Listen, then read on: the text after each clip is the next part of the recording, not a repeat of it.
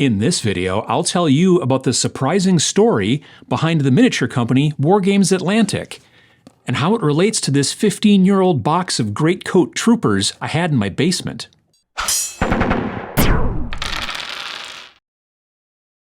The miniature wargaming industry is really fascinating to me. Other than Games Workshop, which is a shareholder-owned corporate juggernaut with a nearly $8 billion market cap as of this recording, most other companies in the wargaming industry are a lot smaller, like a lot smaller. And it's the stories behind the creation of some of these companies that are really interesting to me. And currently, none is more interesting after the, incredible news that came out in October of 2025 than Wargames Atlantic, makers of all kinds of great plastic figures. Plastic manufacturing is difficult business, especially in the wargaming world. With like normal plastic doodads that sort of flow through your daily life, you don't generally look too closely at the quality and the details of those things. But in wargaming miniatures, the quality and the details are key. Like the person buying your plastic product is going to be looking incredibly closely, probably even with like some sort of magnification or something like that, at the product that you produce. They'll notice mold lines, voids, soft details, and every other possible issue as they build these little soldiers and monsters and whatnot. Also, plastic manufacturing is expensive. Well, at least like the beginning part is expensive, right? Like the steel molds can be up to $50,000 depending on size and detail quality. Problems can crop up during production that cause expensive fixes and retooling, which, just bloats the cost even more. Once everything is actually finally dialed in with the molds and all that kind of stuff, then, squirting hot plastic into the mold and getting sprues to come out is comparatively cheap. But it's still difficult and expensive for smaller companies to do. And it was even harder back in the late 2000s when a small company called Wargames Factory was formed. Wargames Factory was a company created to produce plastic miniatures for historical and, miniature agnostic type games.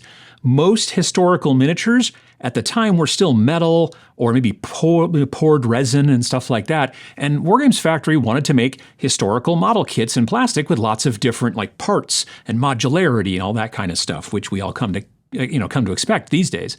But the thing that they were doing that interested me was a section on their website called the Liberty and Union League, which was a name taken from the protests of the early American colonists against the English, right? I think it was just coincidence, that Games Workshop is an English company. The idea behind the Liberty and Union League, as I remember it, was that people could post ideas for potential miniature kits, and then other people could vote on them, right? If an idea got enough votes, then the folks at Wargames Factory would start to look at the feasibility of producing that mini kit so people could buy it. It was a pretty neat kind of merit-based system, and it eventually spawned multiple kits in the Wargames Factory line. The one kit that I watched very closely as it went through the process was the Greatcoat Troopers kit, and then I eventually bought them. These guys kind of put me in the mind of Games Workshop's Death Korps of Krieg models, which were still only available in Forge World, poured resin at the time. The plastics wouldn't come out for those guys until the 2020s. However, the models also reminded me a bit of the Helghasts from the PlayStation video game series Killzone, and the Kerberos or whatever Panzer Corps from Jinro, the Wolf Brigade, which is a 1999 anime that I've never seen, but I had seen images from it, and I thought that they looked pretty cool. So anyway, I saw a lot of potential in these plastic models, and I was happy to finally get my hands on them. Eventually, Wargames Factory would also go on to make apocalypse survivor models, both men and women, and also plastic zombies as well. I picked all those models up, right? They're fun kits. However, things weren't going great behind the scenes at Wargames Factory. The business was struggling with delays, bad shipments, production mistakes, and the owner of the factory in China, where the models were being produced, proposed taking a bit of an ownership investment in Wargames Factory and then doing the mold tooling, the metal stuff and all that stuff, at cost. At the time, this sounded like a good idea to Tony Reedy, the founder of Wargames Factory. In Tony's words, "Like an idiot, I agreed to a deal that gave him, the Chinese factory owner, control of the company with the handshake wink-wink promise that controlling interest would revert to me as we hit certain milestones. I was young, anxious to build it, and focused on the future and not protecting myself. The molds got better, but there were still shipping delays and production problems that came along. Eventually, the Chinese factory owner fired Tony, kept all the molds in China, and then took the company for himself." Tony was devastated. Tony had a team of people working with him that he kind of felt a responsibility to, so he started another company and called it Defiance Games. The plan was to start doing the mold tooling for their new models in the US and to produce some sci-fi marines as an initial product line. Now, at the time, it was 2012, and I was doing work with Beasts of War, the YouTube channel that's now known as On Tabletop. This was before I even started Tabletop Minions. And Tony and I corresponded a bit via email, and he sent me some of the Sci-Fi Marines plastics, the sprues. Sadly, I cannot find them now. My basement is like a disaster. Things still weren't working, so a Kickstarter was attempted. They had these cool designs, including like this really interesting looking sci-fi hardsuit, right? And they put them all into the Kickstarter, and it raised $46,000. Now, this Kickstarter was mostly funded and run by an outside investor. Tony had, quote, signed over the bank accounts, all the websites, Facebook, passwords, etc., and ownership, and said, "I just wanted to keep 10% and have some creative input. I figured that was it. I'd do everything I could to support them, but I'd have no control and just walk away." But it seemed that the $46,000 wasn't as much as the investor had hoped for. That happens frequently with Kickstarters, like yes, you hit your Kickstarter goal, and sometimes you've set your Kickstarter goal kind of low, so you do hit it very quickly. But you actually needed a lot more money to break even or maybe even try to be profitable, right? The investor gave all the control of a frankly sinking ship back to Tony. Now he had a funded Kickstarter that he couldn't fulfill. He was swimming in debt from losing Wargames Factory and then starting Defiance Games, and he had to file for bankruptcy. He shut everything down and disappeared. Now at this point in the video, you are probably asking, Uncle Adam, why are you telling us about this sad sack who failed twice in the miniature wargaming industry and owes a bunch of Kickstarter backers a bunch of money? It's a tale as old as time. There are plenty of failed companies and failed Kickstarters out there. And isn't this video supposed to be about Wargames Atlantic?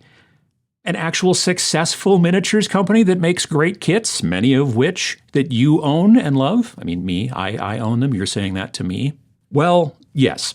And also, if you don't know Wargames Atlantic, you should. They make tons of great miniatures kits at reasonable prices, from historicals to fantasy to sci-fi and everything else in between. They produce models for other games and companies like The Last War and the Quar line from Zombie Smith Games. They've even started publishing their own game, the medieval skirmish rule set called Baron's War.